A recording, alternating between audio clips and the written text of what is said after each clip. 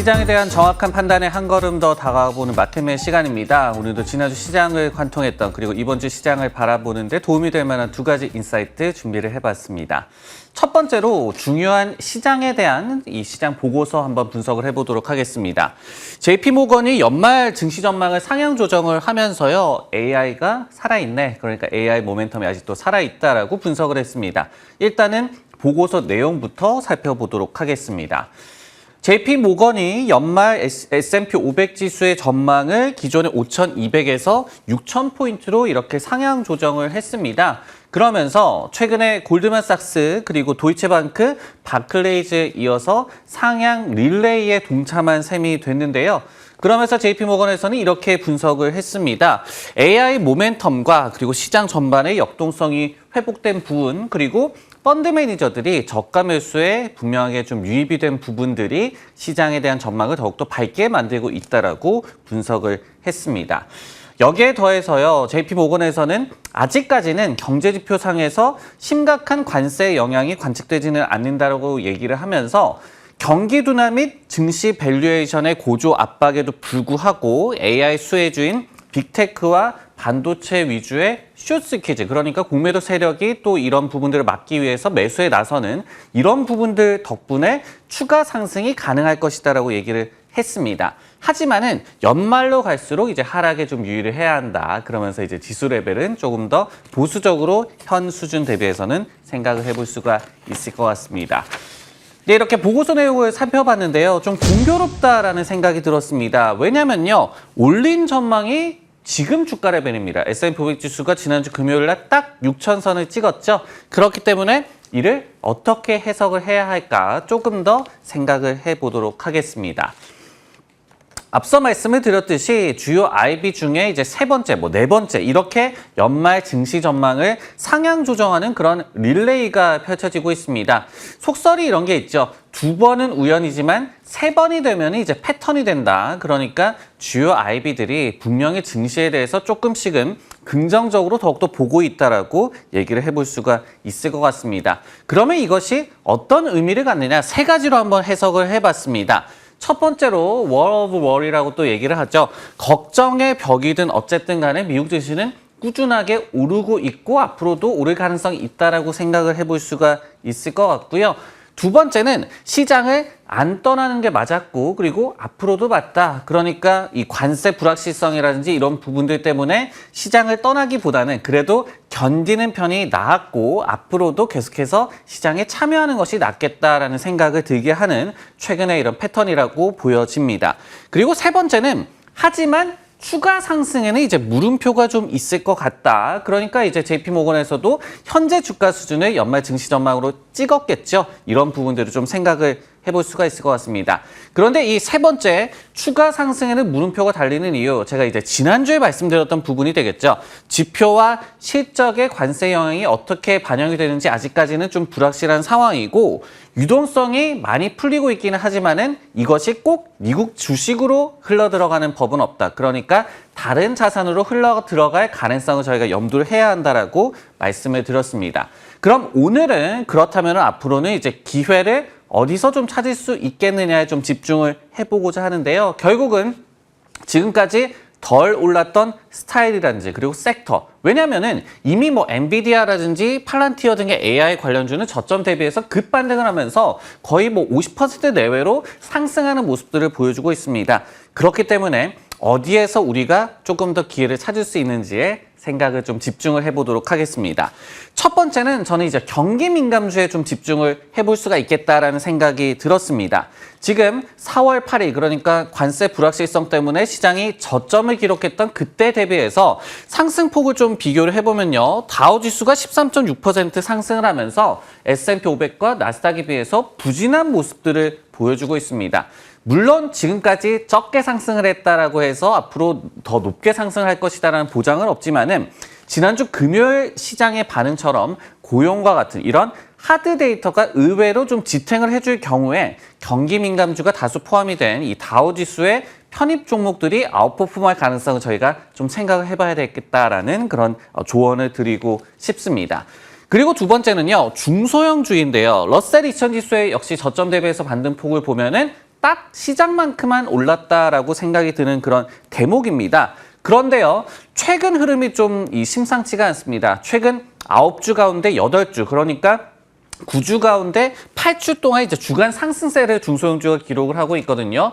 그렇기 때문에 금리 인하, 지금 뭐 많이 가능성이 내려가긴 했지만은 금리 인하 등의 유동성 환경이 만약에 받쳐준다라고 한다면은 중소형주도 이제 아웃퍼폼, 그러니까 최근에 좋았던 흐름을 이어갈 가능성도 저희가 염두를 좀 해봐야 될 것 같습니다. 분명히 이제 전제 조건들을 말씀을 드렸습니다. 그렇기 때문에 이런 전제 조건들을 잘 관측을 하시면서 상대적인 강세를 이제 찾을 분야를 좀 찾으시면서 시장에 대응하시는 게 좋을 것 같습니다. 이렇게 전체 시장과 관련한 얘기를 해봤고요. 이번엔 좀 마이크로적인 이야기로 넘어가 보도록 하겠습니다. 룰루레몬이 지난주 금요일 날 20% 가깝게 급락을 했는데요. 이에 대해서 코엔이라는 IB에서는 좀 과도하다라는 반응을 나타냈습니다. 일단은 보고서 내용부터 살펴보도록 하겠습니다. 룰루레몬이 실적을 발표를 했죠. 그러면서 가이던스를 하향 조정을 했습니다. 이런 부분들 때문에 주가가 무려 19.8%나 하락을 했는데요. 그럼에도 불구하고 이제 TD 코인이라는 IB에서는 매수 투자 의견을 유지를 했습니다.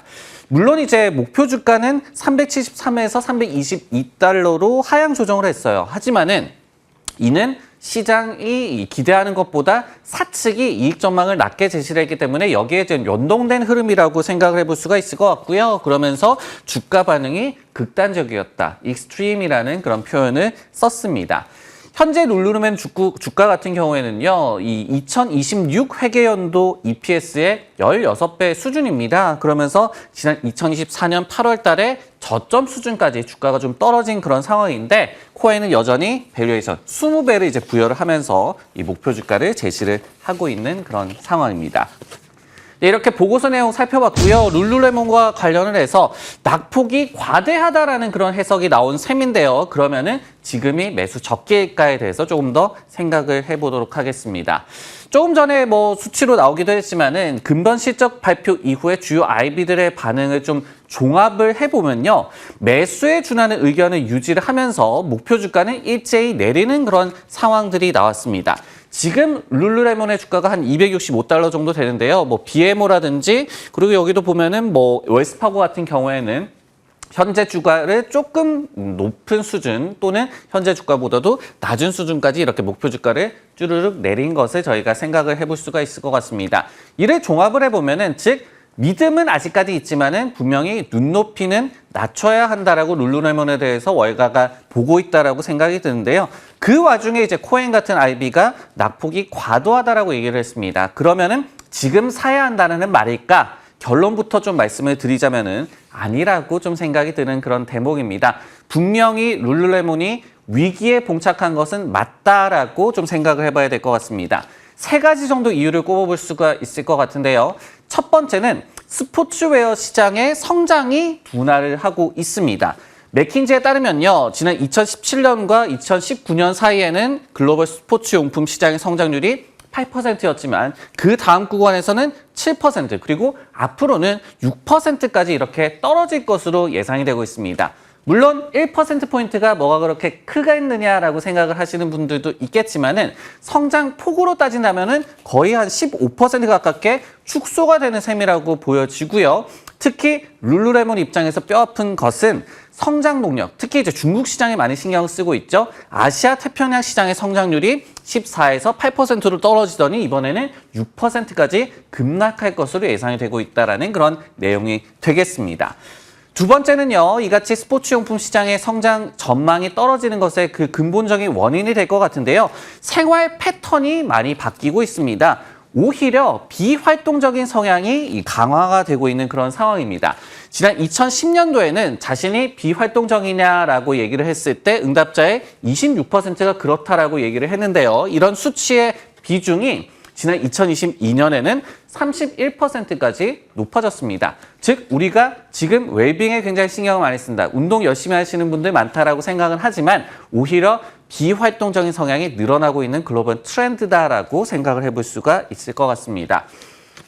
마지막 세 번째로요, 경쟁 심화를 또 생각을 해봐야 될 것 같습니다. 스포츠용품 시장의 기존 주류 브랜드의 점유율이 지난 19년에는 27%였지만 지난 24년에는 24%까지 떨어졌습니다. 반면에 신생 브랜드가 난립하고 있는 그런 상황이 되겠죠. 즉, 이 성장 동력은 떨어지고 있는데 경쟁은 더욱더 심화가 되고 있는 점입 가경의 상황이다라고 생각을 해볼 수가 있을 것 같습니다.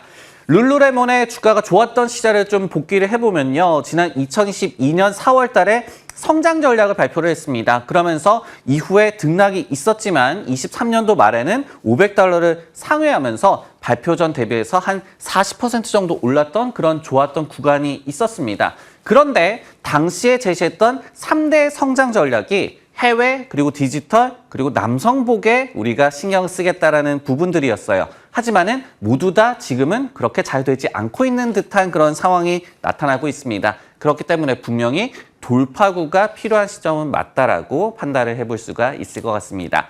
마켓의 오늘 준비한 내용 여기까지고요. 저는 다음 시간에 다시 돌아오겠습니다.